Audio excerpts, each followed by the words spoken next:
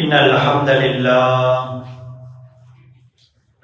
نحمده ونستعينه ونستغفره ونؤمن به ونتوكل عليه ونعوذ بالله من شرور أنفسنا ومن سيئات أعمالنا من يهده الله فلا مضل له ومن يضلله فلا هادي له أشهد أن لا إله إلا الله وحده لا شريك له وأشهد أن سيدنا محمدا عبده ورسوله أما بعد فقد قال الله تعالى في قرآنه الكريم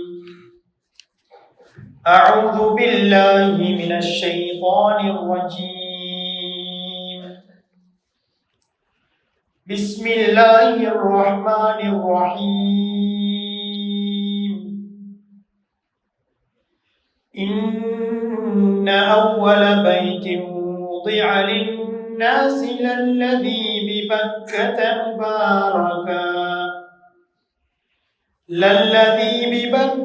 مباركا وهدى للعالمين فيه آيات بينات مقام إبراهيم ومن دخله كان آمنا ولله على الناس حج البيت من استطاع إليه سبيلا وقال النبي عليه الصلاة والسلام بني الإسلام على خمس شهادة أن لا إله إلا الله وأن محمدا رسول الله وإقام الصلاة وإيتاء الزكاة وصوم رمضان وحج البيت صدق رسول الله صلى الله عليه وسلم விண்ணிலே விண்மீன்களையும் மண்ணிலே மனித கோடி ஜீவராசிகளையும் படைத்து பரிமாணிக்கக்கூடிய ஏக வல்லவன் அல்லாஹ் சுப்ஹானஹு வ தஆலாவுக்கே புகழ் அனைத்தும் உண்டாகட்டும். அவன் தனித்தவன், இணை துணை அற்றவன்.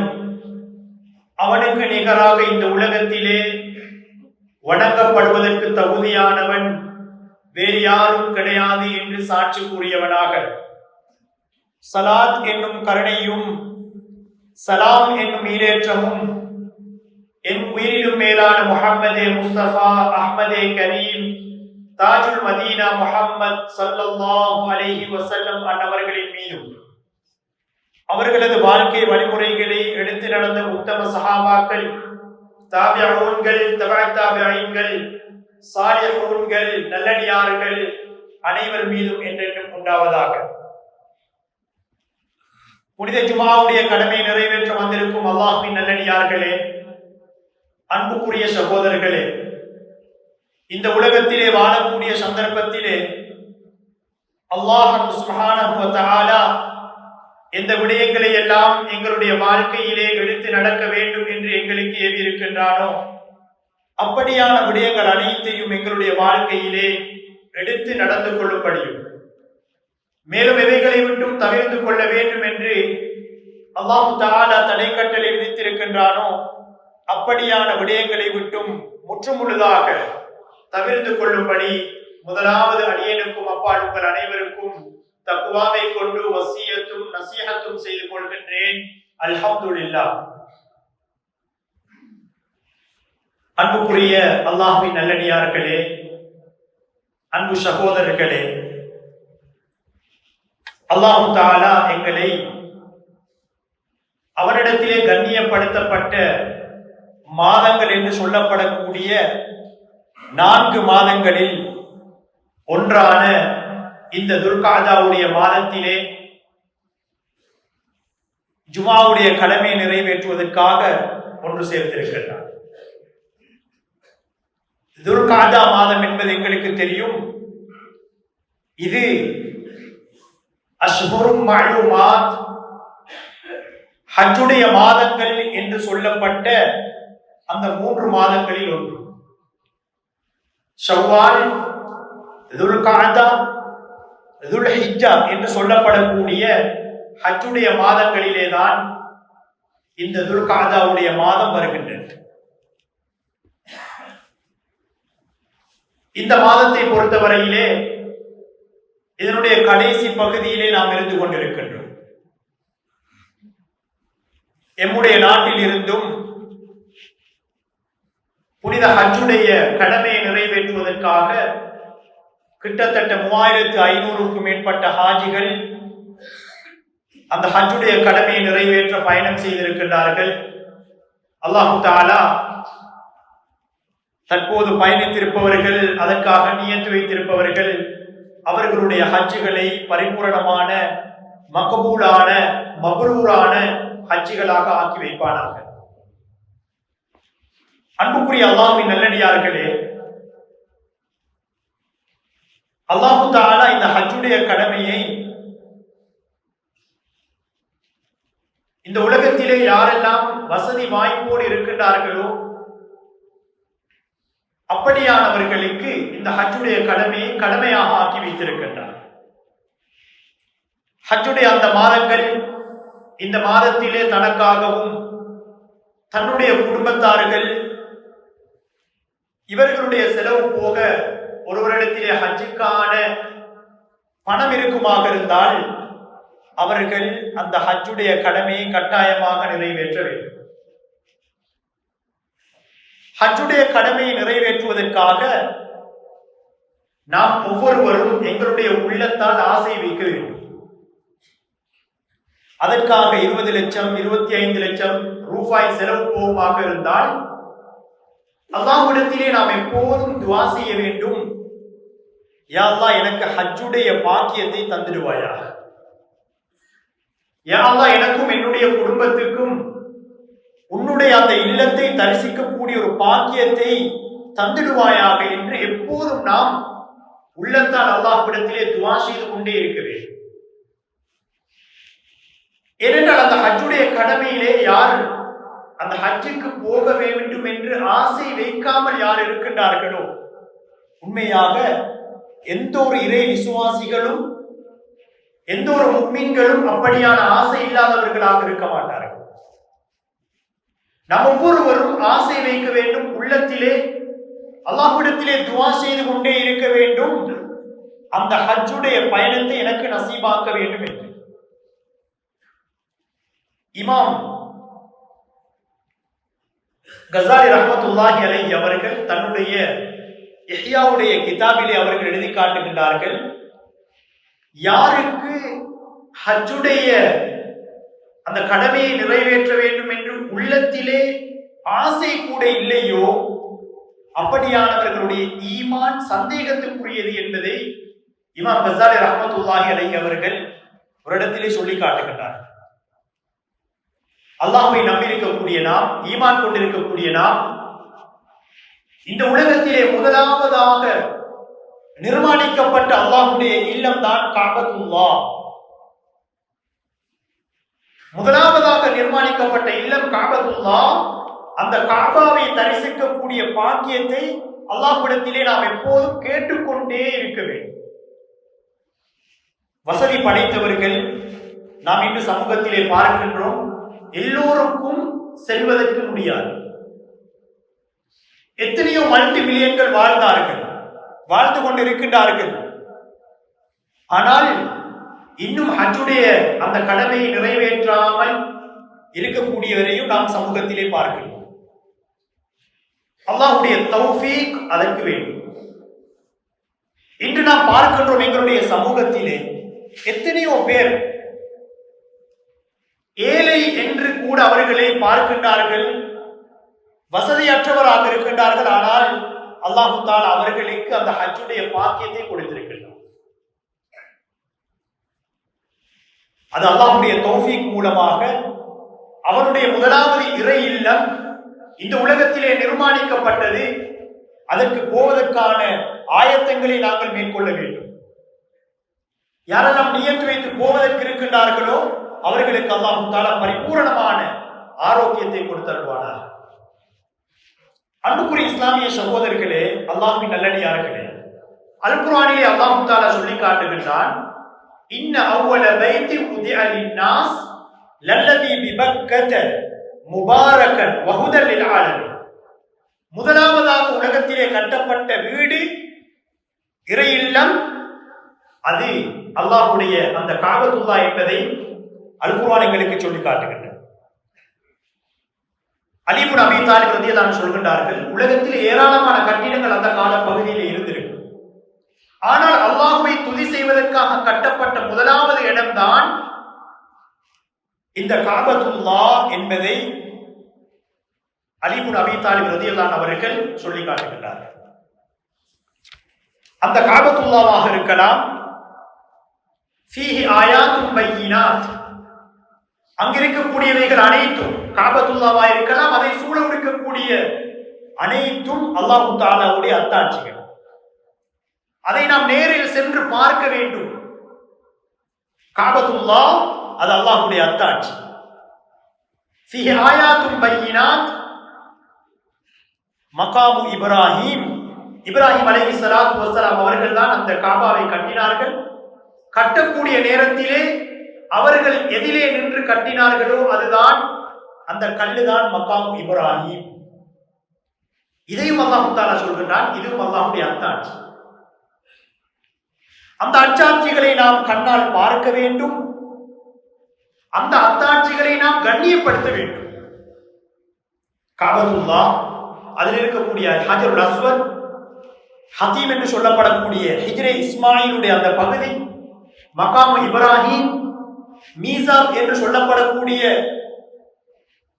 அந்த தங்க பீலி, முல்தசிம் என்று சொல்லப்படக்கூடிய காபாவுடைய கதவுக்கும் ஹஜருல் அஸ்வதுக்கும் மத்தியிலே இருக்கக்கூடிய அந்த முல்தசிமுடைய பகுதி, ஹஜ்ஜுடைய காலப்பகுதியிலே மினா, அரஃபா, முஸ்தலிஃபா என்று சொல்லப்படக்கூடிய பகுதி, இவை அனைத்தும் அல்லாஹ்வுடைய அத்தாட்சிகள். வமை யுஅத்திம் ஷஆயிரல்லாஹ் ஃபஇன்னஹா மின் தக்வல் குலூப். அல்லாஹ் தஆலா சொல்கின்றார், யார் அவற்றை கண்ணியப்படுத்துகின்றார்களோ, சங்கைப்படுத்துகின்றார்களோ, அது அவர்களுடைய உள்ளத்திலே ஈமான், தக்வா இருப்பதற்கு அடையாளம் என்பதை அல் குர்ஆன் எங்களுக்கு சொல்லி காட்டுகின்றது. இந்த அத்தாட்சிகளை நான் என்னுடைய கண்ணால் பார்க்க வேண்டும். ஹஜருல் அஸ்வத் என்பது அல்லாஹ் தஆலா சுவர்க்கத்தில் இருந்து அந்த கல்லை இறக்கி வைக்கின்றார். இப்னு அப்பாஸ் ரலியல்லாஹு அன்ஹு அவர்கள் சொல்கின்றார்கள், நுஸிலல் ஹஜருல் அஸ்வத் மினல் ஜன்னah, சுவர்க்கத்தில் இருந்து அந்த ஹஜருல் அஸ்வத் இறக்கி வைக்கப்படுகின்றது. இறக்கப்படக்கூடிய நேரத்திலே அஷத்து பயாதன், அது வெண்ணிறமாக இருந்தது, பாலை விட வெண்ணிறமாக இருந்தது. மனிதர்களுடைய பாவம் அந்த கல்லை கருக்க வைத்து விட்டது என்பதை இப்னு அப்பாஸ் ரலியல்லாஹு அன்ஹு அவர்களுடைய ரிவாயத் எங்களுக்கு சொல்லி காட்டுகின்றன. அந்த ஹஜருல் அஸ்வதை முத்தமிடுவதும் சுன்னத்தானபடி. அன்பு நபி ஸல்லல்லாஹு அலைஹி வஸல்லம் அவர்களுடைய அந்த ஹஜ்ஜத்துல் வதாவிலே ஒரு ஹஜ்ஜை அவர்கள் மேற்கொண்டார்கள். அந்த ஹஜ்ஜுடைய அந்த கடமையிலே இவை அனைத்தையும் அவர்கள் சொல்லி காட்டினார்கள். இந்த ஹஜ்ஜுடைய கடமை முழுமையாக ஒரு அடியான் அல்லாஹ் தஆலாவிடத்திலே தான் உன்னுடைய அடிமை என்பதை நிலைநாட்டக்கூடிய ஒரு மிக முக்கியமான ஒரு இபாதத் என்பதை அன்பு நபி ஸல்லல்லாஹு அலைஹி வஸல்லம் அவர்கள் நிலைநாட்டி காட்டினார்கள். வீட்டிலே நாம் அழகான கட்டில்களிலே உறங்குகின்றோம். மினாவுடைய அந்த இடம் அல்லது முஸ்தலிஃபாவிலே நாம் தரிக்கக்கூடிய அந்த நாள், வெறுமனே எந்த பெட்டும் இல்லாத அந்த நாளிலே நாம் தரிக்க வேண்டும். முஸ்தலிஃபாவிலே ஷைத்தானுக்கு கல்லடிப்பதாக இருக்கலாம், ஜம்ராக்களுக்கு அரஃபாவுடைய மைதானத்திலே நாம் தரித்திருப்பதாக இருக்கலாம். இது அனைத்தும் முழுமையாக ஒரு அடியான் அல்லாஹ்வுக்கு வழிபடுவதைத்தான் உணர்த்துகின்றது என்பதை எங்களுக்கு ஹதீஸ் சொல்லி காட்டுகின்றது. அன்றைய நாட்களிலே அல்லாஹ்வுடைய அந்த திக்ரிலே ஒரு அடியான் ஈடுபட்டிருப்பது இருக்கின்றது. அந்த 6 நாட்கள், துல்ஹிஜ்ஜாவுடைய 8வது நாளிலிருந்து 13வது நாள் வரை, இந்த 6 நாட்களிலே நிறைவேற்றப்படக்கூடிய அந்த இபாதத் அது ஹஜ்ஜுடைய இபாதத். வசதி படைத்தவர்கள் அந்த ஹஜ்ஜுடைய கடமையை நிறைவேற்றுவதை தாமதப்படுத்த முடியாது. எம்மிலே யாருக்கெல்லாம் வசதி இருக்கின்றதோ, இதுவரைக்கும் நாம் அதனை நிறைவேற்றவில்லை என்றால் அவசரமாக நாம் நிறைவேற்ற வேண்டும். ஸல்லல்லாஹு அலைஹி வஸல்லம் சொன்னார்கள், இப்னு அப்பாஸ் ரலியல்லாஹு அவர்கள் அறிவிக்கின்றார்கள், யாரிடத்திலே வசதி இருக்கின்றதோ ஃபஹஜ்ஜு, அவர்கள் வசதி செய்ய அந்த ஹஜ்ஜை நிறைவேற்றட்டும், ஃபல்யதஅஜ்ஜல், விரைவாக அந்த ஹஜ்ஜை நிறைவேற்றட்டும் என்று அன்பு நபி ஸல்லல்லாஹு அலைஹி வஸல்லம் அவர்கள் சொல்லி காட்டி இருக்கின்றார்கள். யாரெல்லாம் வசதி இருந்தும் அந்த ஹஜ்ஜை நிறைவேற்றாமல் வஃபாத்தாகின்றார்களோ, திர்மிதி பைஹகியில் வரக்கூடிய ரிவாயத், இமாம் ஷௌகானி ரஹ்மத்துல்லாஹி அலைஹி அவர்கள் இந்த ஹதீஸை ஹஸன் லிகைரி என்று சொல்கின்றார்கள். சொன்னார்கள் அன்பு நபி ஸல்லல்லாஹு அலைஹி வஸல்லம் அவர்கள், மாத யஹூதியன் வ நஸ்ரானியன் அவ் நஸ்ரானியன், ஒரு யஹூதியாக அல்லது நஸ்ரானியாக அவர் இந்த உலகத்திலே மரணிக்கட்டும் என்பதை ஸல்லல்லாஹு அலைஹி வஸல்லம் ஒரு ஹதீஸிலே சொல்லி காட்டினார்கள். வசதி வாய்ப்பு இருக்கின்றது, ஆனால் ஹஜ்ஜை நிறைவேற்றாமல் இருக்கின்றது. உமர் இப்னு கத்தாப் ரலியல்லாஹு அன்ஹு அவர்கள் சொல்லி காட்டினார்கள், யார் ஹஜ்ஜுடைய கடமை அவருக்கு கடமையாக இருந்து அவர் நிறைவேற்றுவதற்கு வரவில்லையோ, அப்படியானவர்களை தேடி ஆள் அனுப்பி அவர்களுடைய பேர் பட்டிகளை எடுத்து அவர்களுக்கு ஜிஸ்யா வரியை, கட்டாய வரியை நிலைநாட்டுவதற்கு என் மனம் நாடுகின்றது என்பதை உமர் இப்னு கத்தாப் ரலியல்லாஹு தஆலா அன்ஹு அவர்கள் அவர்களுடைய ஆட்சி காலத்திலே அவர்கள் என்ன செய்தார்கள், இந்த விடயத்தை குறிப்பிட்டிருக்கின்றார்கள். அன்புக்குரிய இஸ்லாமிய சகோதரர்களே, பெரியவர்களே, இந்த ஹஜ்ஜுடைய கடமை அது எனக்கு கடமையாக இருக்கின்றதா இல்லையா என்பதை ஆலிம்களிடத்திலே நாம் கேட்டு அதனை கற்றுக்கொள்ள வேண்டும். ஒரு சிலர் நினைக்கின்றார்கள், பெரிய தொகை வியாபாரத்திலே அவர்கள் முதலீடு செய்திருப்பார்கள், அவர்களுக்கான ப்ராஃபிட் வந்து கொண்டே இருக்கும், ஆனால் என்னுடைய வீட்டு வேலை முடியவில்லையே, என்னுடைய வியாபாரத்திலே இன்னும் நான் பெரிய அடைவுகளை அடையவில்லையே, எனக்கு ஹஜ் இன்னும் கடமை இல்லையோ என்று அவர் நினைத்துக் கொண்டிருப்பார். எனவே அன்புக்குரிய இஸ்லாமிய சகோதரர்களே, பெரியவர்களே, எனவே வசதி உள்ளவர்கள் ஒவ்வொருவரும் அதனை நிறைவேற்றுவதற்கு நாம் முயற்சிக்க வேண்டும்.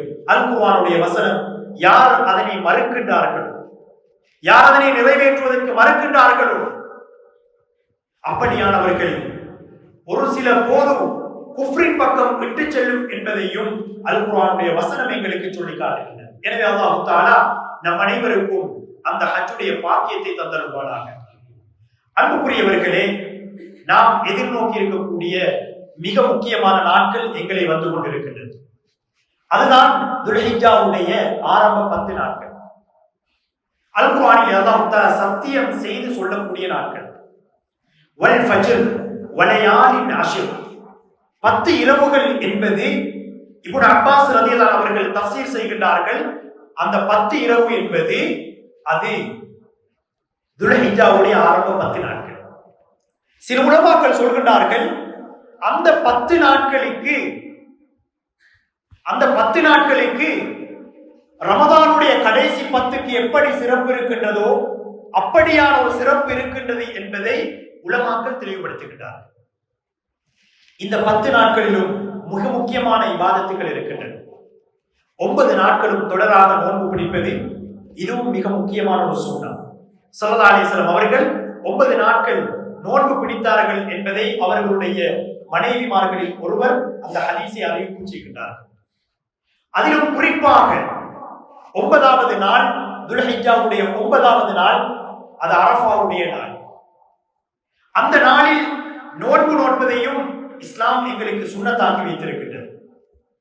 யார் அந்த நாளிலே நோன்பு நோட்பாரோ, அந்த நோன்பு வெறுமனே 12-13 மணித்தியாளர், அந்த நோன்பின் மூலமாக அல்லாஹ் தஆலா ஒரு வருடத்துக்குரிய பாவ மன்னிப்பை எங்களுக்கு கொடுக்கின்றான் என்பதை ஸல்லல்லாஹு அலைஹி வஸல்லம் அவர்கள் சொல்லி காட்டினார். அதே போன்றுதான் 10வது நாள் நிறைவேற்றப்படக்கூடிய மிக முக்கியமான இபாதத், நாம் அனைவரும் தயாராக இருக்கின்றோம், உதஹியாவுடைய இபாதத். அந்த உதஹியா மிக முக்கியமான சுன்னத். சில இமாம்கள் அதனை கட்டாயம் என்று கூட சொல்லுகின்றார்கள். இமாம் அபூ ஹனீஃபா ரஹ்மத்துல்லாஹி அவர்கள் அந்த இபாதத்தை கட்டாயம் என்று கூட சொல்கின்றார்கள். பெரும்பான்மையான இமாம்கள் அது சுன்னாவான ஒரு இபாதத். அன்பு நபி ஸல்லல்லாஹு அலைஹி வஸல்லம் அவர்கள் அந்த உதஹியாவை நிறைவேற்றி இருக்கின்றார்கள். யார் ஒருவர் முழுமையாக ஒரு பிராணியை உதகையாவாக கொடுக்கின்றாரோ அது ஒரு மிக முக்கியமான சுண்ணாவும் கூட. அதே போன்று பரிபூர்ணமான கூலி அவர் அடைந்து கொள்கின்றார். உதஹியாவை நிறைவேற்ற நியத்து வைத்திருக்கக்கூடியவர்கள் முதலாவது துல்ஹிஜ்ஜாவுடைய அந்த பிறை தென்பட்ட நாளில் இருந்து உதஹியாவை நிறைவேற்றக்கூடிய அந்த நாள் வரைக்கும் தன்னுடைய எப்படி ஒரு ஹாஜி இஹ்ராமோடு இருக்கக்கூடிய நேரத்திலே தன்னுடைய முடிகளையோ நகங்களையோ களையாமல் இருப்பாரோ, இதே போன்ற ஒரு ஹாஜி, இதே போன்ற ஒரு உதஹியாவை நிறைவேற்றக்கூடியவர் தவிர்த்திருக்க வேண்டும் என்பதை உம்மு சலமா ரலியல்லாஹு அன்ஹா அவர்கள் நபி அவர்களுடைய அந்த ஹதீஸை சொல்லி காட்டுகின்றார். எனவே நாம் ஒவ்வொருவரும் முயற்சிக்க வேண்டும் அந்த உதஹியாவை நிறைவேற்றுவதற்கு. நாம் வரக்கூடிய 17ஆம் தேதி பிறை பார்க்கின்றோம். எங்களுக்கு பிறை தென்பட்டால் 27, 28, 29வது அந்த நாட்களிலே அந்த உதஹியாவை நிறைவேற்ற முடியும்.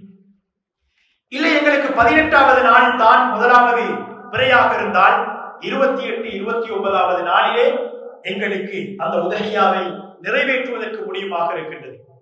ஸல்லல்லாஹு அலைஹி வஸல்லம் சொன்னார்கள், யார் அந்த உதஹியாவுடைய பிராணியை அறுத்து அதனுடைய இரத்தம் கீழே விழுவதற்கு முன்னால் அல்லாஹ் தஆலா விடத்தில் அந்த அடியாருடைய பாவங்கள் மன்னிக்கப்படுகின்றன.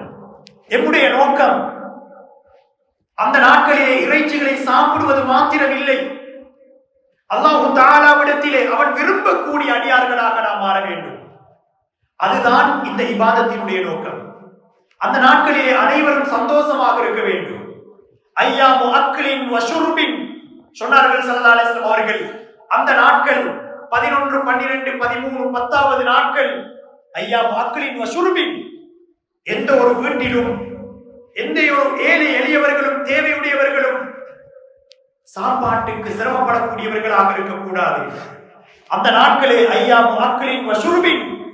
அந்த நாட்களிலே அந்த உதஹியா பிராணிகளை அறுத்து ஏழை எளியவர்கள் தேவையுடையவர்கள் அனைவருக்கும் கொடுத்து சந்தோஷமாக சாப்பிடக்கூடிய குடிக்கக்கூடிய நாட்கள் என்பதை அன்பு நபி ஸல்லல்லாஹு அலைஹி வஸல்லம் அவர்கள் சொல்லி காட்டினார்கள். எனவே நாம் ஒவ்வொருவரும் நியத்து வைக்க வேண்டும், என்னுடைய உதஹியா பிராணியை நான் அதனை முறையாக எடுத்து அறுத்து நான் உதஹியாவை நிறைவேற்ற வேண்டும் என்று. இதில் வசதி படைத்தவர்கள் நிறைய பேர் இருப்பார்கள். ஒரு பங்குக்குரிய கூலி 50,000 என்றால் அதனை அலட்சியமாக விடக்கூடியவர்கள் பலர் இருக்கின்றார்கள்.